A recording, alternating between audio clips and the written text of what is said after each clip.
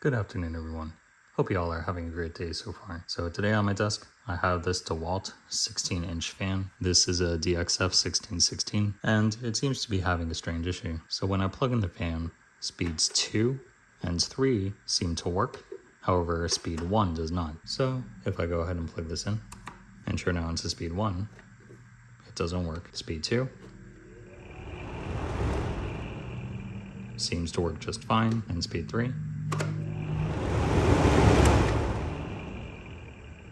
works fine as well. So let's see if we could go ahead and diagnose this issue. On the control knob of this fan, there are 1, 2, 3, 4 Phillips head screws, which we need to remove in order to open this housing. After loosening those 4 screws, we can slowly open it up as there are cables on the other side so that we can see what the problem might be. Oh.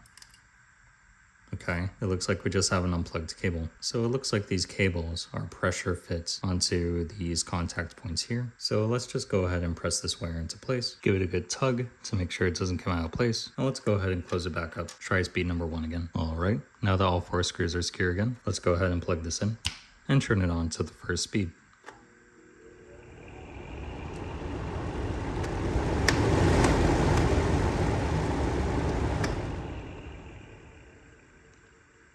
And it looks like it worked. And there you have it. To be honest, I was expecting a more complicated fix, but I'm not complaining. I have a fully working fan, so all's well that ends well. So once again, thank you all for watching. If you have any questions, feel free to leave those down in the comments below. And if you like the video, you can also press the thumbs up. Also, be sure to subscribe to the channel. Would like to see more content like this in the future. But in any case, that's it for today's video. So thank you all for watching, and I hope you all have a great day. Take care.